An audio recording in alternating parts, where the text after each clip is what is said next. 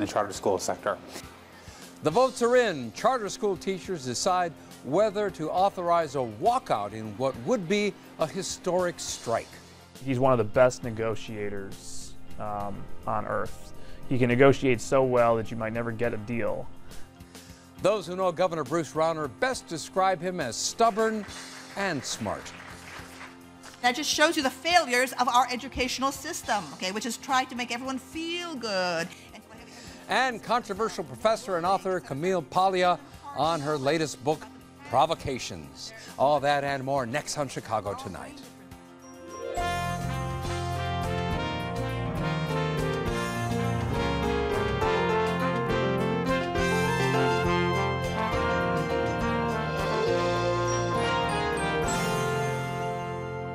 Thanks for joining us. I'm Phil Ponce. More scrutiny for a company with ties to Governor Bruce Rauner. Paris Schutz has that story and more of what's making news in Chicago tonight. Paris. Phil, Illinois Attorney General Lisa Madigan and the DuPage State's attorney are suing Sterigenics. That's the Willowbrook company that has allegedly violated air pollution standards with the release of ethylene oxide, a known carcinogen, into the air. Now, the suit alleges that the company has posed an unreasonable and substantial risk to public health. Sterigenics is co-owned by Rauner's former firm, GTCR. Rauner today agreed with Madigan's move and said that Sterigenics should be temporarily shut down until more is known about the risks of ethylene oxide emissions. The Chicago Police Department is spending less on police overtime this year. Police Superintendent Eddie Johnson testified that overtime costs were well within the allocated budget of $95 million for the year. That after topping out at $100 million or more over the last 5 years. The department says it reined in abuse of the overtime system. Johnson's testimony was part of a city council hearing on the department's proposed $1.5 billion budget for next year. Johnson also says he believes the department can do without stop and frisk.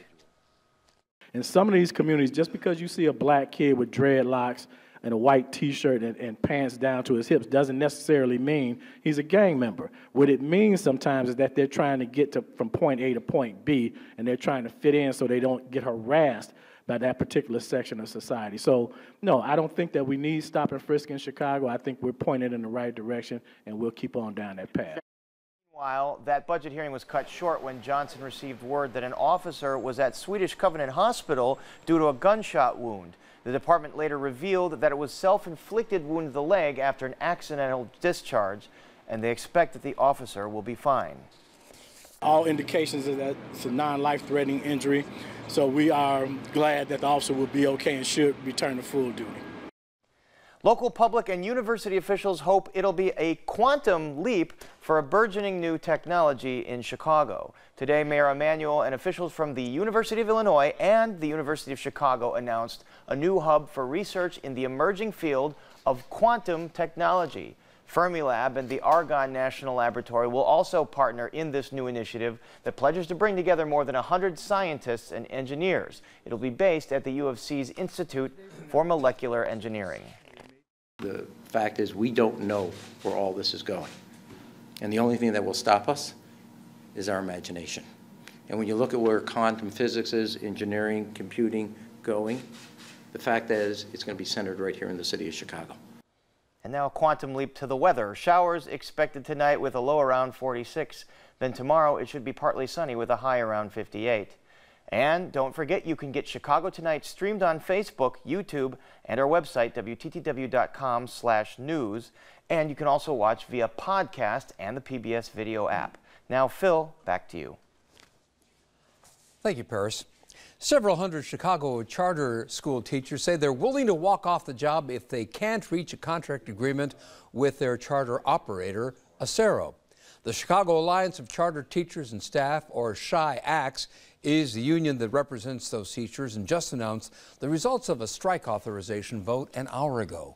Brandis Friedman has more on this story, and Brandis, tell us more about this vote. So today's vote affects all 15 of the Acero, that's formerly UNO, charter schools. Now that's about 500 teachers who teach about 8,000 students. And the SHI-ACTS union is represented by the Chicago Teachers Union, who says they've been negotiating with the charter operator for the last 6 months and aren't getting very far. far.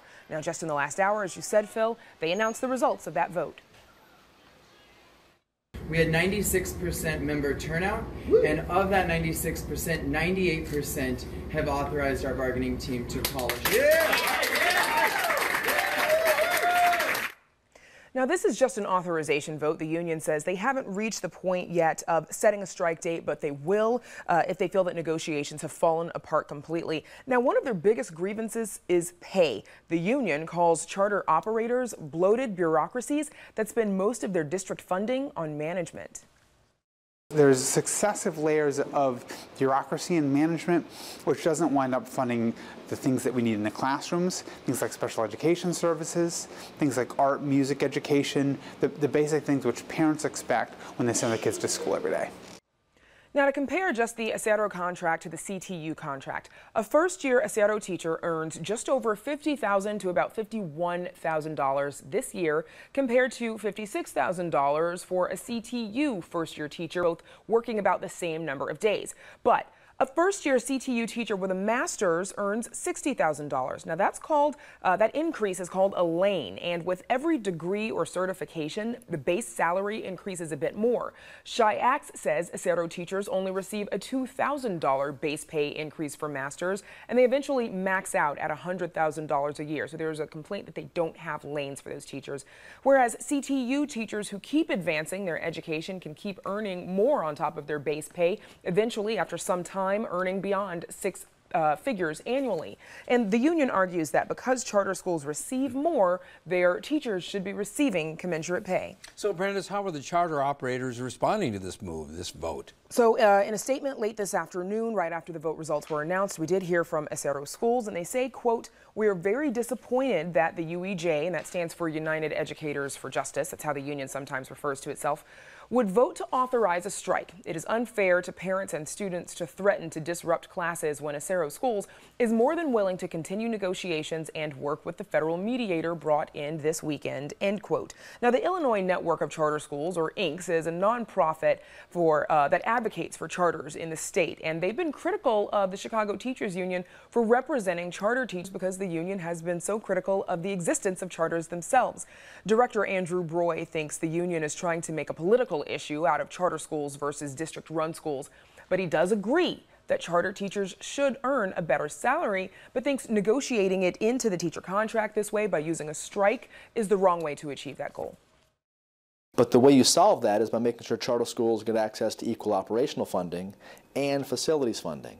Because charter schools don't get facilities funding, we have to divert per pupil resources to pay for facilities, and that's what doesn't allow us to meet the salary benchmark that, say, CTU sets. So we'd love to solve that, but the solution is by getting charters access to additional resources, not CTU's proposed solution, which is more collective bargaining contracts and forcing the hand of charters. Now, Broy also makes the case that charter schools actually receive 14% less than district-run schools once the cost of those facilities that he just mentioned is factored in, not 8% more as the union is arguing. So some funny money there. Teachers for another charter operator, Chicago International Charter School, or CICS, are taking a separate strike vote. That's this Friday. And of the 15 CICS schools, only 4 are unionized. Those are the 4 that are voting. And it's worth noting, Phil, that if any of these teachers do strike, it will be the first strike of a charter school in the nation. Brandis, thank you. Just a week away from Election Day and a week into the early voting period. How are things looking for candidates on both sides? Are some districts still expecting a blue wave on November 6th? And how are President Donald Trump's latest appearances firing up Republicans and Democrats? Just this morning, it was reported that the president said an executive order to stop birthright citizenship may be on its way. Now, how ridiculous. We're the only country in the world where a person comes in, has a baby, and the baby is essentially a citizen of the United States for 85 years with all of those benefits. It's ridiculous. It's ridiculous. And it has to end. Joining us to discuss the latest on that and congressional races in and out of Illinois is Lisa Desjardins, Capitol Hill correspondent for the PBS NewsHour. Lisa, how does the president's remark this morning about so-called birthright citizenship play into the overall election strategy that he has? It certainly depends on where you live and what the issues are in your district. We know right away that House Speaker Paul Ryan reacted by saying that that is not constitutionally possible, that the president does not have the power to unilaterally make this declaration. Of course, the president believes he does. What this does is this essentially stokes up the true believers of President Trump, those who are the most worried about border security and about illegal immigration. Now, whether the president actually goes through and attempts something like this is another question. If he does, it could quite seriously lead to a constitutional showdown with his own party on Capitol Hill. He hasn't taken those steps yet, but by even raising this question, what he does is he's signaling to his base, especially the anti-immigration base, that he is there for them and he wants them to show up for him at the polls on Tuesday. Lisa, some races in Illinois are getting some national attention. Which are the ones that are being watched in Washington? You know, Illinois is the great sleeper state. I wouldn't be surprised if Illinois is the state, if Democrats have the night that they hope to have, Illinois is in position to be the state that gives Democrats control of the House. Now, there's two races, especially in the Chicago area, that I love talking about. That's the 6th congressional race. That's Peter Roscoe, just sort of north and west of Chicago in the suburbs. And then if you go a little bit farther west into Illinois 14, kind of past Aurora as you go around south to the west, then you're talking about Randy Holkeren's race. Those are both fascinating races. Roscoe, someone who is an architect of the president's tax plan, helped get it through the House, trying to run as a moderate. And in fact, he's trying to say that his opponent, who's a scientist, runs a recycling business, he's trying to cast the Democrat in that race as a fringe, which is interesting because it's something that Republicans have been accused of themselves. Then you go down to that great Randy Holkeren race. He's running against Lauren Underwood. She's a nurse, used to work in the Obama administration. And right now, she's doing very well. He's a little bit ahead of the polls. But you know what's interesting, Phil, is those polls also show that Randy Holkeren, some 42% of people polled weren't sure who he was. So he has a real real factor with being recognized in his own district. That's something Democrats are hoping to take advantage of. And one more note about that race. Lauren Underwood is interesting because she's an African-American woman running in a vast majority white district, 3% African-American voters in that district. And that is rare. In Congress right now, there are only 15 minority members of the House who represent districts that are majority white. This isn't the only district where we see this year, but it's a test of how white voters feel about minority candidates who are strong candidates. Is this the year that we see more of them rise to beat traditional incumbents? Lisa, what other national races are you watching?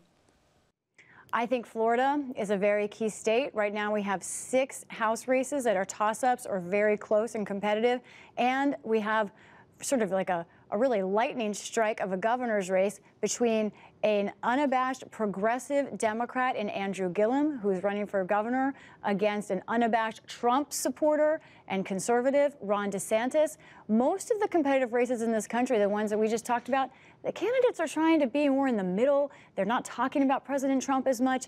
This race in Florida, the governor's race, forget all that. It is all of the nation's divide in one race, and it's going to be fascinating to watch. Same thing with the governor's race, a little bit different, but some of the similar dynamics in the governor's race in Georgia as well.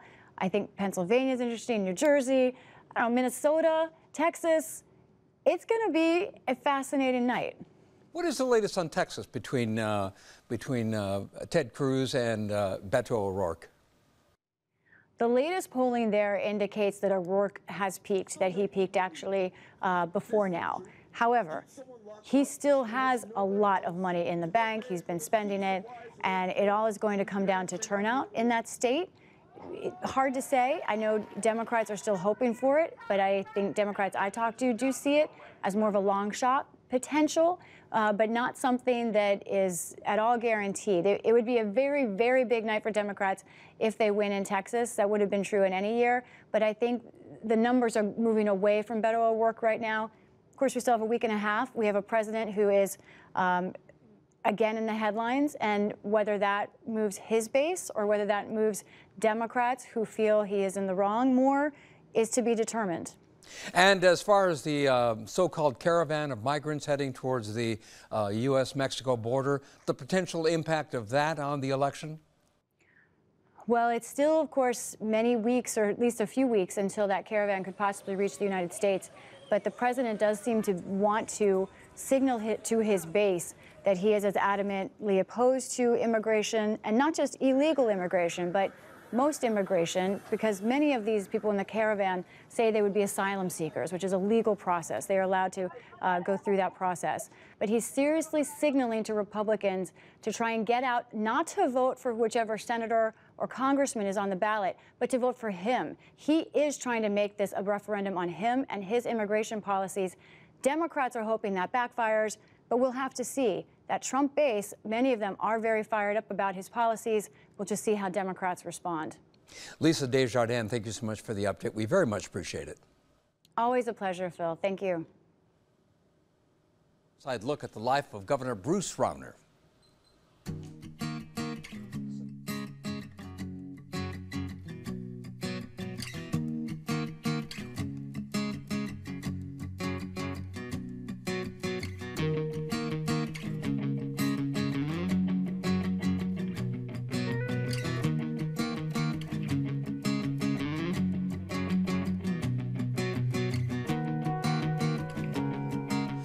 By now, there's a good chance you have an idea of where the candidates for Illinois governor stand on issues, thanks to campaign ads, debates, and daily news updates.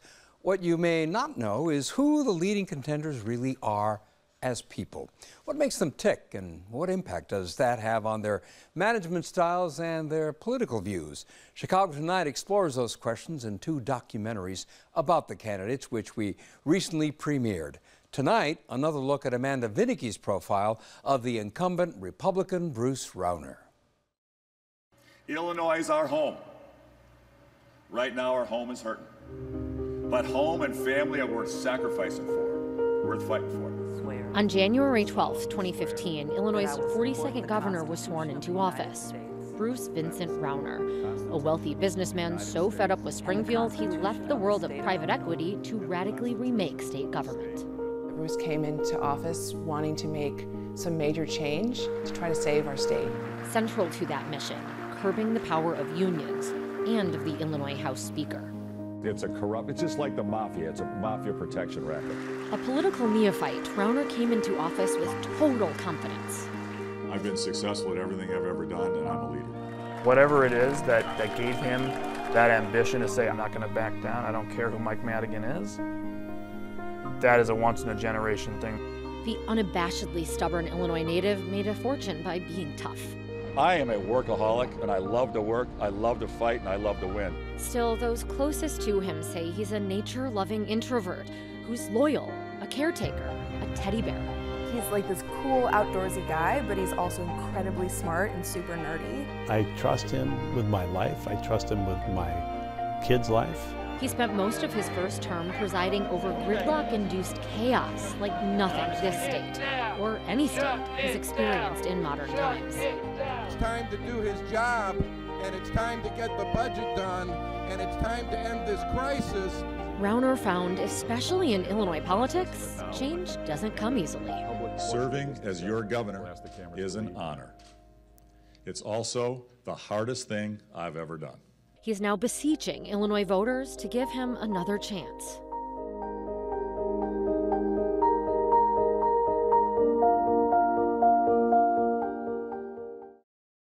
Rauner was born in Chicago in 1957. He grew up in Deerfield, the eldest of 4 siblings, in a 2-story colonial that, at least on the surface, was the suburban American ideal. In 1963, it was a Chicago Tribune Home of the Week.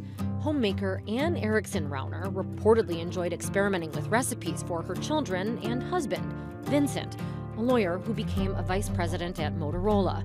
It's described as a thoroughly comfortable home with bedrooms for each child. Still, a far cry from the property Rauner now owns, including penthouses overlooking New York Central Park and Chicago's Millennium Park, ranches out west, and a mansion in Tony, Winnetka. Visible signs of Rauner's success in adulthood. My husband and I are both children of the middle class. Neither one of us was born with any money, and all the money that he has, that we have, he made. That's a different kind of person. I think people who make their own money think about spending it in a different way. And they also have the confidence that they are who they are with or without their money. As a sophomore in high school, Bruce and his family moved to Arizona. He joined the ecology and science clubs at Scottsdale's Saguaro High School and, in a rare glimpse into his future in politics, attended Boys State, a camp organized by the American Legion to teach youth about government. In 1974, he graduated at the top of his class. He was in the Herpetological Society, which is the study of reptiles. He was also riding dirt bikes with his friends on the weekends. He didn't go to graduation because he was too cool, but he was also valedictorian.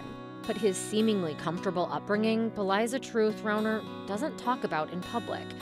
His wife says growing up, his family life was clouded by mental illness. Bruce's mother was pretty unwell. She was diagnosed with bipolar disorder early in his childhood, and he spent most of his childhood with a mother who was often institutionalized, often medicated. Diana Rauner says her husband recalls a youth spent protecting his siblings. It's not clear how close the governor is with his brothers and sister, but people in his inner circle say he's extremely private about his family. His grandparents really helped raise him because his mother wasn't able to. It's why, she says, the governor talks about his mom's parents, especially his grandfather, Clarence Erickson, so often. My best friend growing up was my grandfather on my mom's side, Swedish immigrant. Didn't speak much English, lived in a double wide trailer in a cornfield outside of Whitewater, Wisconsin. Except the Ericksons didn't actually emigrate from Sweden. The Better Government Association found Clarence was born in Wisconsin. Fibs like that have served to undercut Rauner's credibility in Springfield.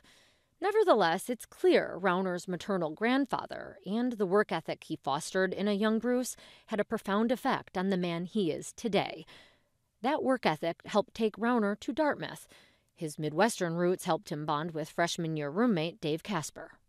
At that time, his parents lived in Arizona, so rather than going all the way back, we would drive to my house. We lived in Milwaukee, so he got to be great friends with my family. My family liked Bruce better than it liked me after a while. A common problem. Casper and Rauner became and remain close friends. They joined the same fraternity, went on camping trips. Have you heard the bear story? No. No? I don't think so. Well, give me the bear story.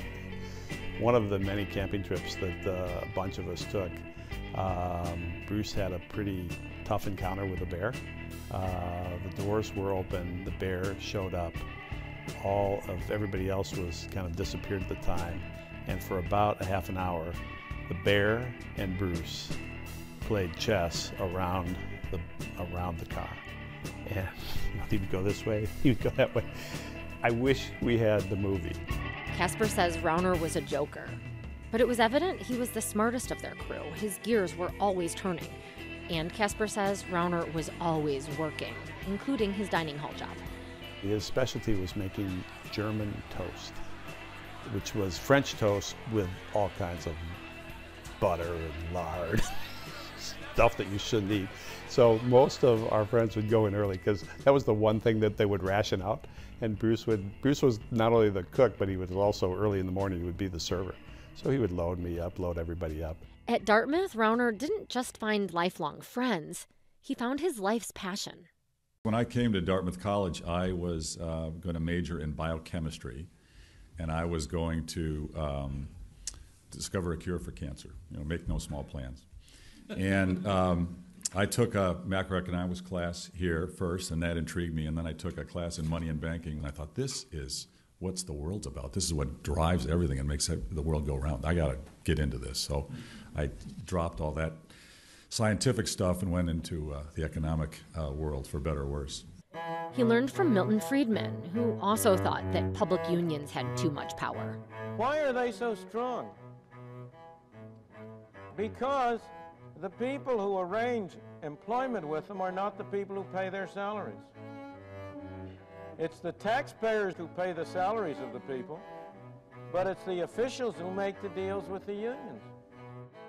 Rauner shows his appreciation for his alma mater with generous donations. He established an endowment that pays for low-income students from the Chicago area to go to Dartmouth. The Rauner Scholarship means the possibility to fulfill my academic dreams. The Special Collections Library, a residence hall, and a faculty post in economics are all named in his honor.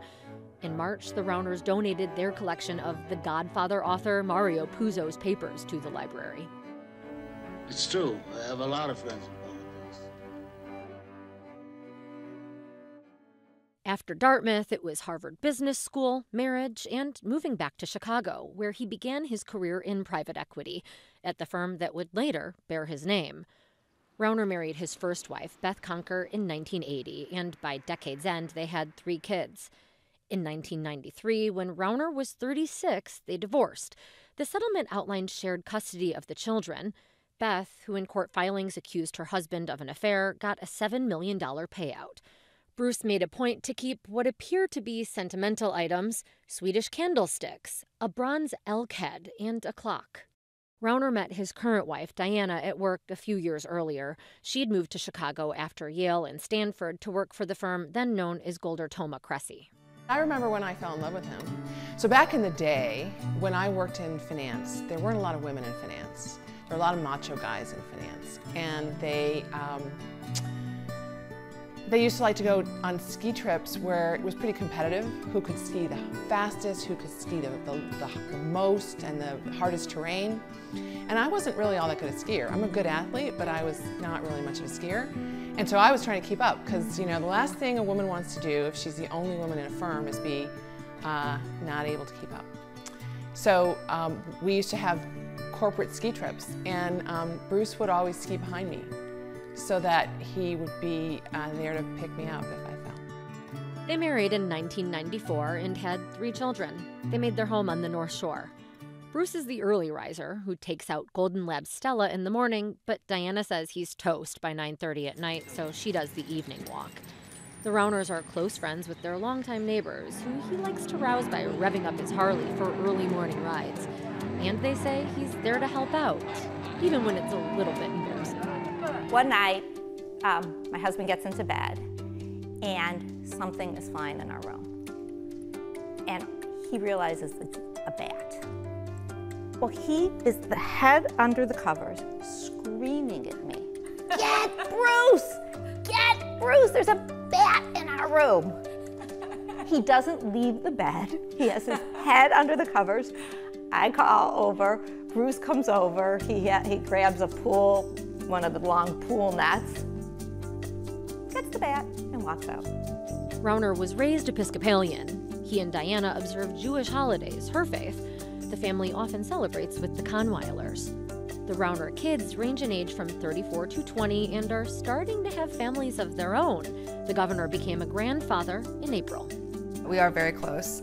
I think that's mostly because we did all these family road trips together. You know, we get stuck in a car and go out. You know, we'd go to Michigan for a while in the summer to a camp called Michigania. We'd go to Wyoming or Montana or all over the place. When Margaret says camping, she means it. In the backwoods. In tents. To get there, they'd all pile into the old 93 VW van, the same one Rauner used when he moved into the governor's mansion. To some, it seemed contrived, the near-billionaire driving a beat-up bus. But his daughter says it's what they use to drive from Chicago to Montana to Utah to see Mount Rushmore, the Badlands of South Dakota. Had this thing 20 years, almost 200,000 miles. My kids call it the rolling trash can. I call it reliable. We're in southern Utah. It's the desert, and we blow out a tire, and it's like 100 degrees. It's the middle of the day. My dad's fixing the tire, and we go into town, you know, the nearest town, and he's like, I'm gonna get a new tire, obviously. I'm gonna get a new tire, replace this. And my mom's like, why don't you replace all of them? Just treat yourself. And we realized that he hasn't replaced the tires in this car for 10 to 14 years. And we've been driving it, like I said. Literally cross country. Literally cross country my entire life. Because the capital needs a good trash can. Thrift is a Rauner trademark. I'm pragmatic. He's cheap. But those flannel shirts, his $18 Timex watch, those close to him say it isn't false advertising. Oh, yeah. That is totally the real Bruce Rauner. It drives my husband crazy that Bruce won't wear a new suit. He really loves Walmart. It's his favorite place in the world. He'll come back from Walmart with like a bag of socks and a bunch of movies, like old movies that are in the $5 bin that no one else really wanted. Some political observers take offense to Rauner's casual dress. He's sporting a checkered shirt in his official state portrait. People really wonder. You sport the Carhartt, you often drop the G from words. Hunting and fishing, word. So go ahead, is that a shtick or is that the real you? People really seem to think that it's a costume. No, not at all. Who says hunting? You say hunting. You say fishing. And you're talking to your friends. You're going to a sporting event. You don't, I mean, you talk how you talk. I can get formal if I need to, but you know what's wonderful about my work? I can wear clothes that I'm comfortable in as opposed to needing to get dressed up like I had to in business. His business was private equity, and it literally was his business. In 1993, Bruce became a named partner in the firm Golder, Thoma, Cressy, Rauner, or GTCR. What exactly is private equity? It involves pooling money from investors to buy businesses and make them more efficient so they can be sold at a profit. Rauner's critics allege he was ruthless. Take the Phoenix-based outsourcing firm LeapSource. Rauner recruited a woman named Christine Kirk to start the company, but when it failed to make money, he orchestrated her ouster. She later sued. In 2005 depositions, Kirk accused Rauner of threatening to bankrupt her to make her, quote, radioactive. GTCR was also among the defendants sued over abuse claims at a chain of nursing homes it had a stake in. The nursing home was one of many owned by Bruce Rauner. Understaffed to increase profits, patients, including Carolyn, died from abuse, neglect, and corporate greed. Rauner made millions, but at what cost? A judge later found GTCR wasn't at fault, but the case still proved easy fodder for Rauner's political foes. But in venture capital circles, GTCR was best known for a strategy known as a roll-up. Identify a fragmented industry, a bunch of firms doing the same or a similar thing, roll them up into one consolidated company. Makes things more efficient, makes GTCR a lot of money, and proponents say creates jobs. One of Rauner's landmark deals was in the funeral home business. Rauner says he got the idea heading back to the Denver airport after a friend's funeral and spotting billboard after billboard for funeral homes. In one deal, GTCR reportedly sold off one of its consolidated funeral home firms for $300 million, 5 times what it spent rolling up mom and pops. He learned the trade from his mentor, industry pioneer Stanley Golder. He was a role model that's beyond, above all peers, and it was an honor for me to work with him. It was an honor for all of us in the industry who knew him to work with him and for him. What he's done for the American economy, what he's done to create more economic opportunity and to support our entrepreneurs and the vibrancy of the American economy, it's extraordinary. Rauner himself earned the nickname the CEO Seducer, thanks to his knack of scouting talented leaders to head up GTCR-formed firms. He became a giant in Chicago's business world, rising to serve as GTCR's chairman. I think Bruce Rauner sees himself as a transformational leader, and a transformational leader is never happy with what you have. Always can do better, always can improve. Never satisfied, because if you're satisfied, then that's going to lead to decay. You set a goal, it's reached, then that was never the goal was higher than that. He is a disruptive, creative, out-of-the-box thinker, and he has a lot of confidence in his ideas. He's a very strong and smart persuader, but sometimes people are like, whoa, stop, that's too much. As Rauner would come to learn once he left the corner suite for the Capitol. He stepped away from GTCR management in 2012 to focus on civic and charitable causes. But it wasn't just fundraising. In 2012, Rauner was tapped to head up Choose Chicago, the city's new tourism arm. He's credited with overhauls that led to huge spikes in tourism and conventions. And he campaigned tirelessly for Chicago Public Schools to require teacher evaluations and eliminate tenure. There's nothing, in my opinion, that we do collectively that is more important than educating our children well. And the fact that we don't do it well is an abomination, completely unacceptable. And we will not be a thriving, prosperous nation until we get our education process figured out. His push for reform put him at odds with the Chicago Teachers Union and its leader, Karen Lewis, including some very public wars of words during the 2012 teacher strike and the state budget standoff. Karen Lewis and I are on a first-name basis, and it ain't a friendly first name. Rauner is the new ISIS recruit. think he's holding people hostage. So who does that? Who does that? It's ideological. That's terrorism. We have a financial tumor growing. In his life as a civic leader, Rauner's long simmering belief that Illinois was going in the wrong direction came to a boil. We have a financial tumor growing in the United States, created by the public sector unions. Some of our most important economic states, we have massive resources diverted from productive use in the free economy, and also resources that could be used to help the needy and the disadvantaged in our society. And those resources are being diverted for excessive compensation, both current pay and retirement pay, to government unions. After first considering it in 2010, he ran for governor in 2014. Bruce isn't a typical politician. I just want to save our state. Bruce doesn't owe anybody anything, and that scares people in power. Rauner ran as an outsider, but he'd been a power player in political circles. Rauner once said he counted Rahm Emanuel among his closest friends. While Rauner's hunger for change was no secret, some friends were still surprised he would actually run for elected office. I think of him more of an introvert, at least initially, but when he started thinking about politics, I think he really worked hard to, work the crowd. Rauner railed against corruption and machine politics and business as usual, and it worked. A man described as not being a natural politician won over voters hungry for change. With the help of $28 million of his personal fortune, Rauner beat incumbent Governor Pat Quinn to win his first ever bid for office. This is the victory for every family in Illinois. He came in confident, excited, ready to shake up Springfield. But almost immediately, he was accused of spinning his own version of the truth. Just a few minutes ago, I placed two very important phone calls. I called Speaker Madigan. Understand?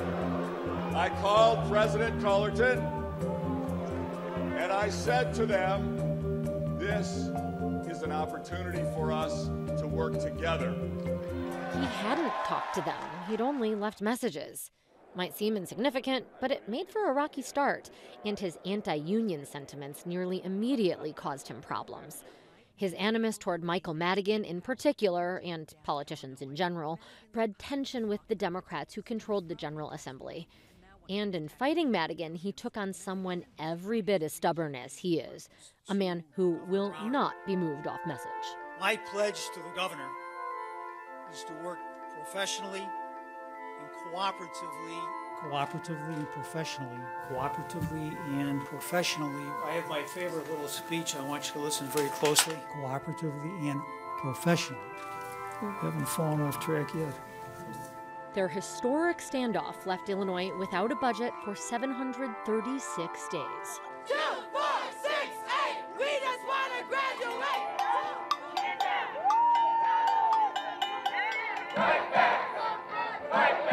But Diana Rauner says the stress made her husband lose sleep and 25 pounds from his already trim frame. Rauner, who'd boasted about his successes and his plans to supercharge Illinois' economy, instead watched his 40-point turnaround agenda crumble away. I think he doesn't want to cut a deal for the sake of cutting a deal. If there is a deal in which he actually believes his views, his ideology got a fair shake, and it's the best possible deal he could get out of it, and it doesn't hurt what he thinks is right, he'll go for that deal. And Rauner's time in office hasn't been without its successes. Historic education funding reform, renovating the crumbling governor's mansion with private money, jump-starting a new partnership between universities and technology innovators. But his biggest selling points, reining in spending, hiring superstars, closing deals, he came up short. Observers describe a chaotic administration epitomized by a series of poorly handled staffing changes that came to be known as the Purge. Through it all, Rauner accepted none of the blame. He laid it all at Madigan's feet as the man who'd truly been running the state. I wish I had. We would have our problems fixed. Illinois would be on a great future. We'd have 200,000 more jobs in this state. We would have lower property taxes in this state. We would have term limits in this state if I was in charge. I am not in charge. I'm trying to get to be in charge. Along the way, you sort of really understood who in Illinois is part of the problem, even inside the Republican Party. And you had people who were, sort of old guard from prior administrations, prior state office holders, who would come forward and have private meetings and say, listen, I'm telling you, the business community is no longer with you, and you got to surrender, Governor. You got to just raise taxes. This is horrible. You lost. Madigan won. Move on. And you look at them and say, no, that's not why I was elected. But Rauner was also stymied by his own actions. He supported a bill allowing public funding of abortions after saying he'd veto it. That prompted a primary challenge from the right. Make no doubt about it. Governor Rauner has lied to everybody about everything over the last 3 years, and he's now lying about my record because he can't talk about his, because he has no record to talk about. After narrowly beating Ives in March, Rauner now faces another candidate from Chicago's world of big business and big philanthropy, and someone who can, and is, spending even more to win the governor's office than Rauner did. Even if he's a one-term governor, Diana Rauner says her husband will leave a lasting legacy. He's got plenty: education, criminal justice reform, government reform. He would come home from, when we were able to have dinner together, he'd come home from visiting an Illinois department of whatever, and he'd say, they'd never actually had a governor come see them before. And by the way, they don't have any computers. And so just even the transformation of running the government according to what would be considered best practices, that's been a huge change. While that might not be glamorous, Diana Rauner says it points to the work ethic at the heart of her husband's character. Character was the centerpiece of a speech Rauner gave just a few weeks ago, a speech very different from the one he delivered at his inauguration. I stand before you today, a man of no less courage, but perhaps, I believe, greater understanding. In divided government, you can't fix things all at once.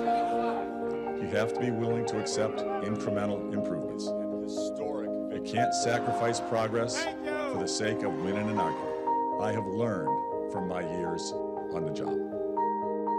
But it's up to voters to decide whether he's learned enough to deserve 4 more years.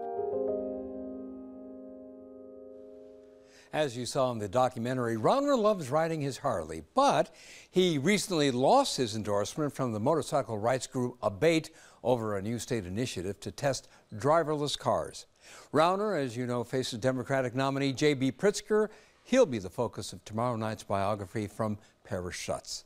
And up next, a conversation with controversial author and social commentator Camille Paglia. Don't ever miss Chicago Tonight. Subscribe to our podcast. Get a daily download of our show delivered to your desktop or mobile device. Go to WTTW.com/Chicago Tonight podcast and subscribe. There's an old saying that goes, to avoid uncomfortable situations, never discuss sex, politics, or religion. But all that and more is exactly what our next guest tackles in her latest book, Provocations, Collected Essays by Camille Paglia. Camille Paglia has made a career out of sharp intellectual and controversial criticism.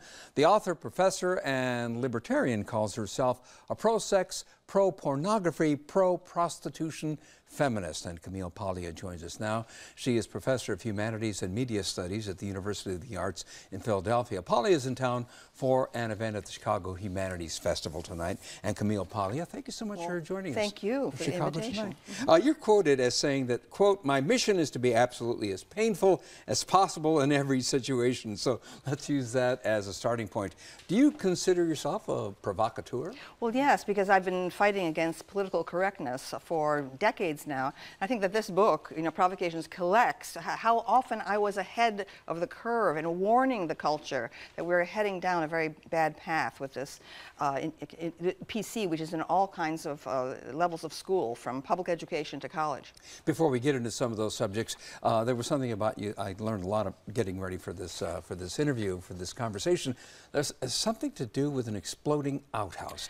Tell me the significance significance of that? This was a fiasco of my entire life. I was probably 12 years old at Spruce Ridge Girl Scout camp in the Adirondack Mountains, and it was my task to put lime into the latrine.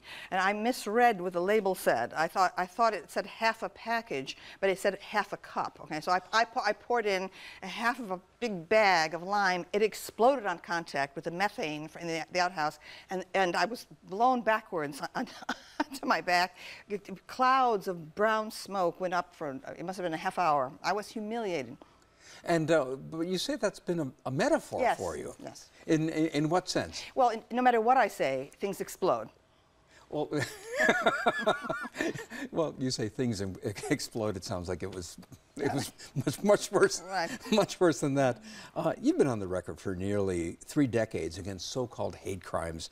In light of the synagogue massacres in Pittsburgh and the gunman yelling, "Kill all the Jews," do you still believe that the government shouldn't charge him with a hate crime? I have trouble with the category of hate crime or hate speech. I feel that there's something wrong with marking out any particular group for special treatment. All citizens should be treated alike. All laws should be followed alike. I don't like the government intruding into our minds and detecting motivation for a crime. I think that that is the way Big Brother starts in any society. A judge may certainly take in motivation into consideration when, after conviction, when deciding on sentence. But I think that this is a very, very bad path that we're going down. In other words, the person should be prosecuted for the attack and for the killings and so forth, but just not labeled as a hate crime. All citizens should be treated alike. There should be no one group that has any special protections in terms of hate crime or hate speech.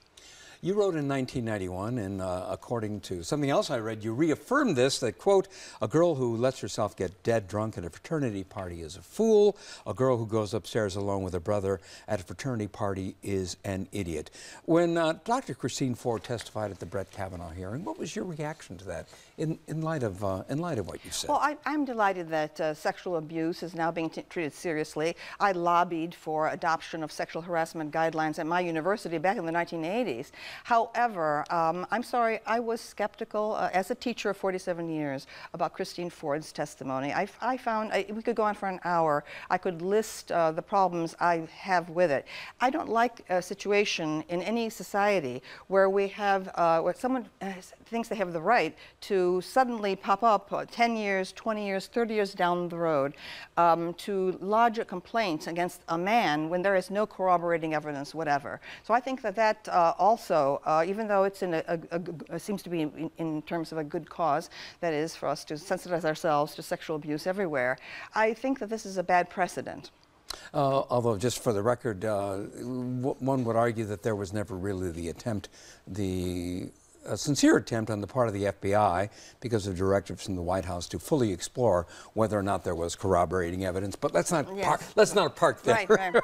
Right. You've also said that for all its idealistic good intentions, the Me Too movement, with its indiscriminate catalog of victims, is taking us back to Victorian archetypes of early silent film, where mustache-twirling villains tied damsels in distress to railroad tracks. Explain what you mean by that. Well, I am an equity feminist. I believe in equality of opportunity for women and men in advancing in the political and professional worlds. But I feel that women have a responsibility too, to communicate what they will and will not tolerate. I think that I think a lot of the problems in the Me Too movement are actually coming in terms of professional jobs with a certain kind of bourgeois code that women of the middle class are raised with now, where they're taught not to raise their voices, okay, not to act angry, to smile all the time. I think working class women actually, okay, have louder voices and they are powerless. The people who are truly powerless are working class women in jobs that they absolutely depend on to support their families. In other words, where they have no choice, whereas women with educations and so forth have options that many working class women do not. Absolutely. I say very strongly, okay, that there is no excuse, okay, for a well-educated upper middle class woman in a professional job not to communicate on the spot that a man's words or his actions, okay, are intolerable to her, okay. If she says she doesn't have the power to do so, I'm sorry, she has put career advantage, okay, above her own self-respect and dignity. One of the things you also write about is, maybe I'm misstating it, correct me if I'm wrong, is the loss of certain elements of masculinity in our culture. How would you assess the president and the model of masculinity that he presents? Well, let me just say, I'm the product of an immigrant family. All four of my grandparents and my mother were born in Italy, and I'm also the generation born after World War II. And my father and all five of my uncles, served in the war in both Europe and in the Pacific. So I have seen a genuine masculinity, a masculinity that does not abuse women. I never saw anything like that in my entire history.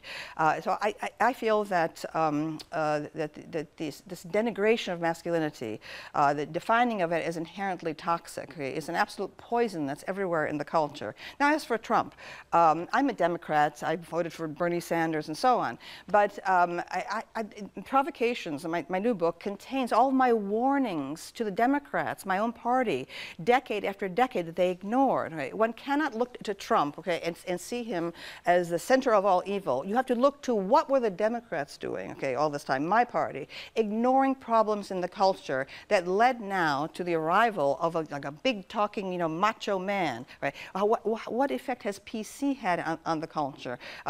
Obviously silencing people of moderate views, and so that the only people then who break the code are figures like Trump or Bolsonaro, just elected in Brazil. You've written a number of times in your book that you describe yourself as transgender. Yes. You're openly gay. What do you mean by describing yourself as transgender? Well, my entire life, I've never identified with being a woman or with being a man. In fact, my new book contains a picture of me as Napoleon in my Halloween costume at age 8. I had a transgender costumes. I was a Roman soldier, I was a toreador, and so I Hamlet. I never identified with being a woman, and I think that is the secret of my work, that I have the ability to stand outside the gender system and to describe the way men look at women and the way women look at men.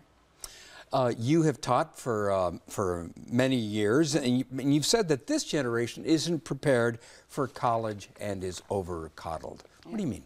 Well, the public education has absolutely degenerated. When my mother and her aunt, my aunt, her sister came over here from Italy, there was a very firm and strict and rigorous public school education available to them, and they really benefited from it. My mother did not speak English with an accent. All of that has been abandoned right now. I'm a classroom teacher. I've been teaching 47 years. I have seen the slow decline in what my students know about the world history, world geography. It's step by step by step. Just basic facts. Facts, right? Chronology has been totally abandoned. I think it's an absolute disaster.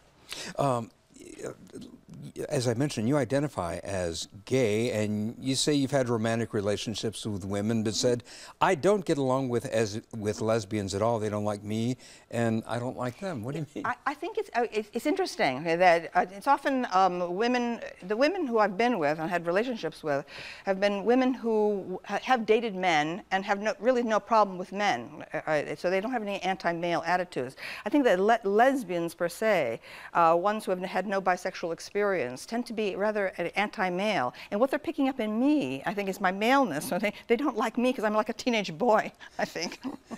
What is it you want people to take out of this book? For example, if you and I were, having an elevator conversation, and I said, I understand you've written a new book. What will I get out of it? Well, there's a huge number of things in it. I mean, people who are interested in David Bowie will see my big essay on sex and David Bowie. People who are interested in religion, I have material in here where I'm arguing that the true multiculturalism would be to teach world religions, as the core curriculum of colleges.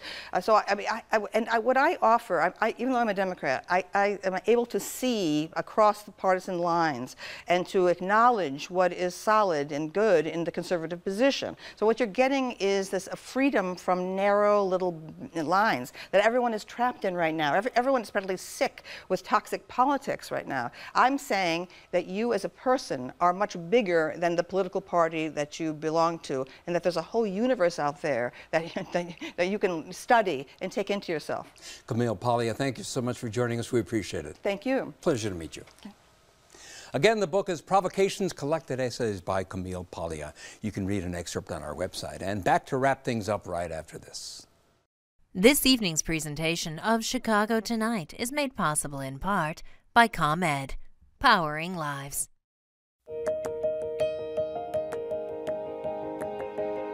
There's a shortage of Latinos in STEM because there aren't enough opportunities. ComEd wants to change that, one program at a time. Celebrating Hispanic Heritage Month with Solar Spotlight, building confidence, building bright minds, building the workforce of the future. And that is our show for this Tuesday night. Don't forget to stay connected with us by signing up for our daily briefing. And please join us tomorrow night live at 7. An in-depth look at the life events that shaped Democratic gubernatorial candidate J.B. Pritzker. And historian Michael Beschloss on 200 years of presidents at war. Now, for all of us here at Chicago Tonight, I'm Phil Ponce, and I thank you for watching. Good night.